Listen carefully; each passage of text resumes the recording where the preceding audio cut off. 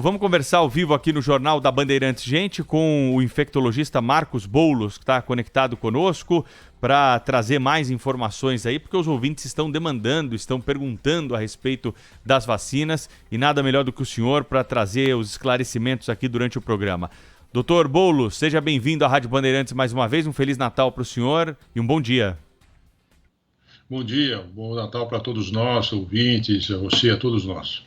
Bom, a dúvida que chegou hoje é a seguinte: por que a Turquia anuncia 91% de eficácia da Coronavac e São Paulo não chega a esse patamar se a vacina é a mesma, né? Para os leigos pode parecer aí uma informação sem sentido, mas tem uma explicação, né, doutor Boulos?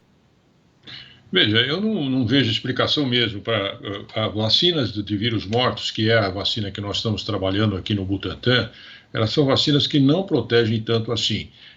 Nós aguardávamos até uma proteção boa, mas não a chegar a 90%. Inclusive, estranha muito, porque as pesquisas começaram na China, depois vieram para o Brasil, e nós não conseguimos terminar ainda a fase 3, que mostraria a eficácia adequada, a eficácia pelo menos real do que a da vacina tem. A Turquia agora fala, não sei se foi publicado ou não, que eles tiveram a fase 3 completada com esse nível. Tomara que eles estejam corretos, mas não é tão habitual você ter vacinas desse estilo, que é feito com vírus mortos, proteger tanto assim. Eu não sei se eles terminaram a fase 3, da onde veio essa notícia. Eu vi a notícia, aliás, eu recebi também, mas foi numa imprensa leiga, não acabou não sendo em pesquisas publicadas cientificamente, que são aquelas que são não só padronizadas, mas são aceitas pelos seus pares. Eu ainda temo que talvez não seja o resultado final da pesquisa nível 3 da Turquia.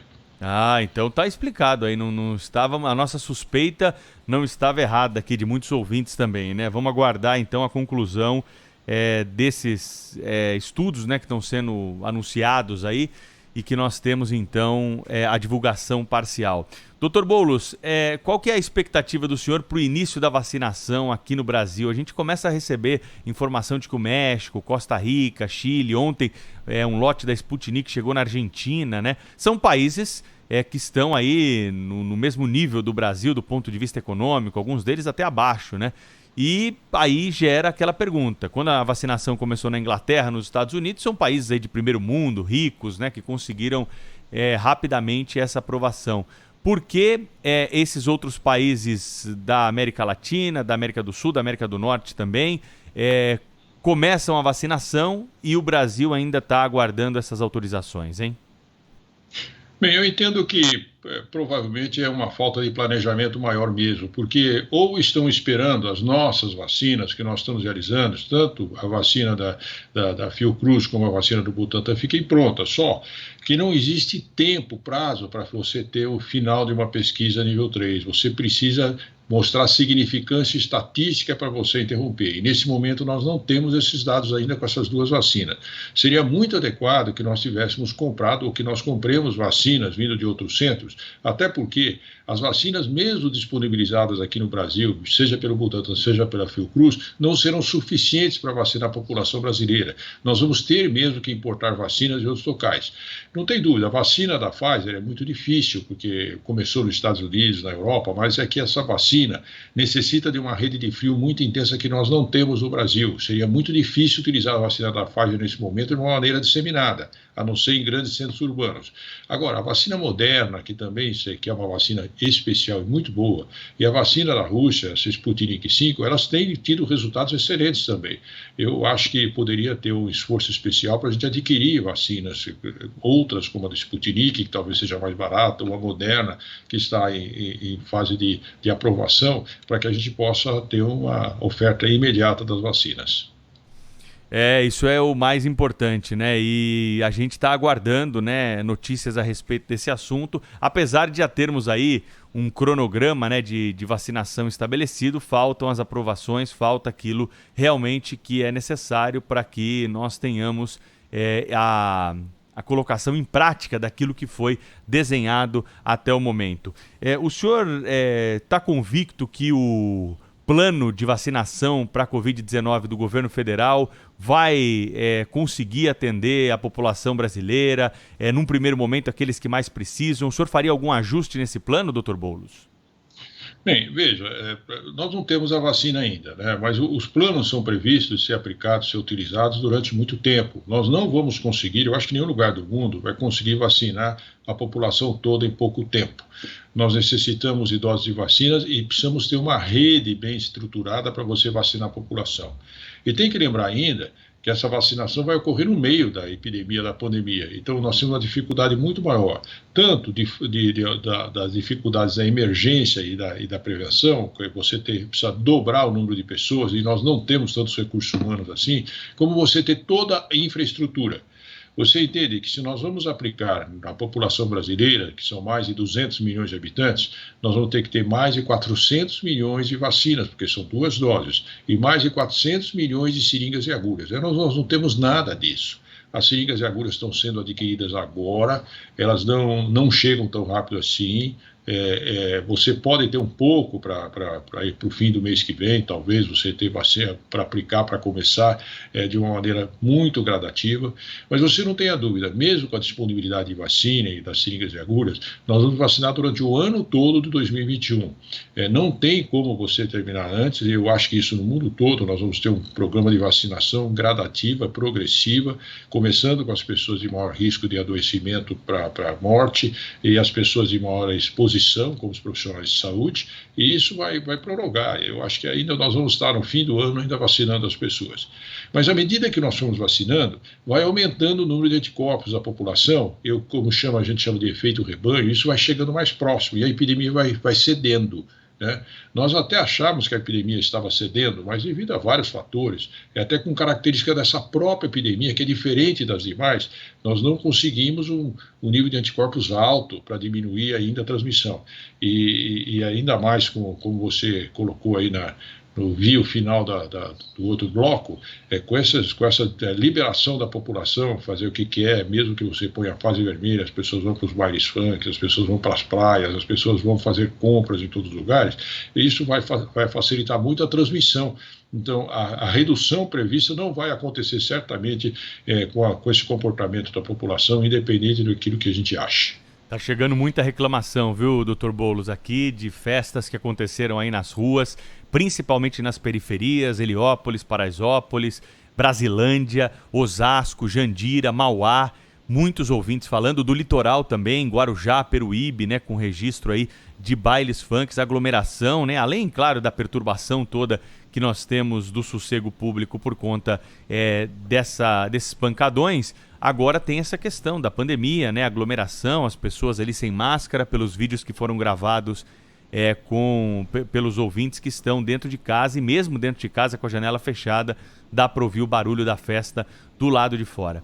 Mas a gente vai voltar a esse assunto ao longo da programação da Rádio Bandeirantes. Eu tenho conversado com alguns professores, né, e eles têm cobrado a inclusão dos professores na lista de prioridade para a vacina, né, que for aplicada no Brasil.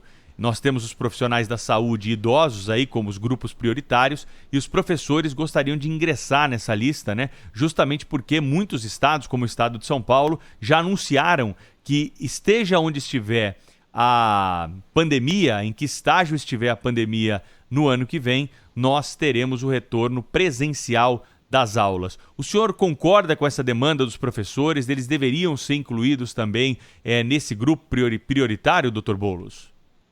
Não, eu concordo sim. Eu acho que eles devem entrar logo a seguir desses grupos que nós estamos comentando antes, que são grupos maiores, até por evolução à morte, né? Os professores devem entrar. Porque não só entre eles, porque vários também são idosos, mas porque eles podem ir entrando com um grupo de crianças, jovens que ainda não tiveram, e quando as crianças que podem ter de uma maneira mais assintomática, sem perceber que tiveram, podem transmitir para essas pessoas e eles serem de grupo maior de risco. Eu acho que os professores também têm que entrar a seguir como prioridade.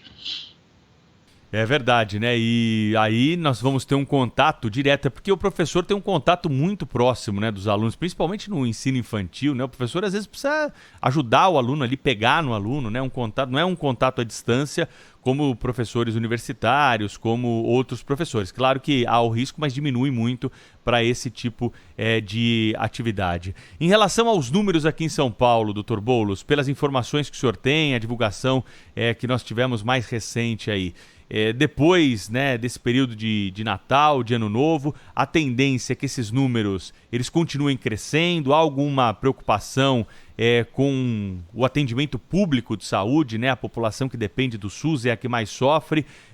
Qual é a análise que o senhor faz nesse momento que estamos vivendo da pandemia em relação ao número de infectados e aqueles que precisam procurar uma unidade de saúde?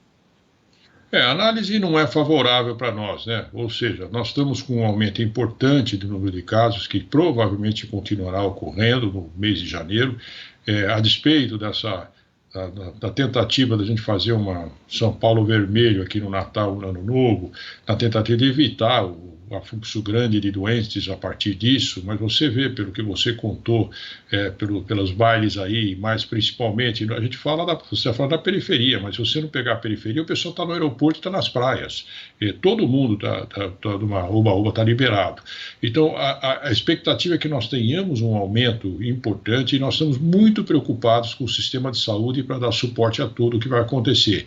Porque, ao contrário do que aconteceu no início da epidemia, em que nós aumentamos muito a estrutura de assistência médica no país, agora ou foi desativado boa parte dos hospitais campanha, várias UTIs foram diminuídas porque você não tinha razão para ser, você precisava abrir para outras doenças que não só o coronavírus. O que aconteceu é que hoje nós não temos mais a mesma estrutura que tínhamos e esse aumento de casos, que pode ser muito grande, provavelmente levará ao limite de atendimento dentro das pessoas. E é possível que nós tenhamos dificuldades de dar assistência para todo mundo se correr nesse mesmo nível até o fim de janeiro. Quando vai ser a próxima reunião do Centro de Contingência aqui do Governo do Estado de São Paulo para analisar os números e definir os próximos passos aí que serão tomados em relação às medidas de isolamento social, doutor Marcos? Nós nos reunimos todas as terças-feiras, então está previsto na próxima terça-feira. Mas não significa que quando nós nos reunimos as medidas são tomadas, porque você entende que nós somos apenas conselheiros, nós somos consultores com relação a isso e não temos a possibilidade de falar o que tem que ser feito. Nós alertamos, damos os dados e aí o setor que está parte econômica e política toma a decisão, porque a decisão é do governador, não é, e de todos os seus secretários, não é exatamente do comitê de contingência. Nós já alertamos na última reunião que talvez seja necessário um endurecimento ainda maior, apesar que o próprio endurecimento tem sido, de uma certa maneira, não tem sido respeitado, mas é necessário um endurecimento maior e isso nós vamos ter que discutir, ficamos de discutir até na próxima terça-feira, como nós vamos propor ao governo para que ele possa, de uma certa maneira, apertar mais ainda os cintos e provavelmente a gente retornar como se fosse no início da epidemia, que a gente não tinha controle, pelo menos estava aumentando muito, e o aumento agora está sendo até maior do que estava previsto no início. Então, nós vamos ter que certamente apertar mais ainda a liberação. Eu entendo que isso é uma dificuldade enorme para todas as pessoas que trabalham, principalmente para os proprietários de pequenos serviços, pequenas lojas, que isso pode onerar muito. Mas enquanto a epidemia perdurar, a perda vai ser enorme em qualquer sentido. A gente precisa acabar logo com essa epidemia para a vida voltar ao normal. E, para nossa surpresa, essa epidemia específica ela tem se prolongado muito mais. O vírus tem uma característica diferente, ele não tem levado a uma resposta imunitária boa da população. Isso é característica do próprio vírus, e nós não tínhamos tido isso ainda antes. Para mim, por exemplo, eu cansei de dar entrevistas para vocês, inclusive no início da epidemia, o ano passado, que em dezembro estaria tudo bem, porque as epidemias vão embora, não tem jeito. Mas esta epidemia não aconteceu isso. Veja que nós estamos em dezembro e subindo ainda, porque a resposta ela não produz uma resposta imune boa à doença. É possível que a vacina seja muito melhor que a doença. Na maior parte das vezes você fica doente e não precisa nem preocupar com vacina, mas não é o caso aqui. Aqui, provavelmente, pelo nível de imunidade que nós estamos vendo com as vacinas, principalmente essas vacinas de ponta que começaram agora nos Estados Unidos, na Europa, ela vai produzir imunidade melhor que a doença. Então, nós estamos mesmo com uma dificuldade enorme de controlar e isso vai se prolongar. Dr. Marcos Boulos conversou conosco ao vivo aqui na Rádio Bandeirantes nessa manhã de Natal. Desejo mais uma vez um bom Natal para o senhor, para todos. E, claro, vamos sempre manter contato aí, porque é muito bom conversar sobre esse assunto e trazer, claro, o maior número de esclarecimentos e de informações para os ouvintes aqui da Rádio Bandeirantes. Grande abraço, até uma próxima. O mesmo para você e para todos os ouvintes.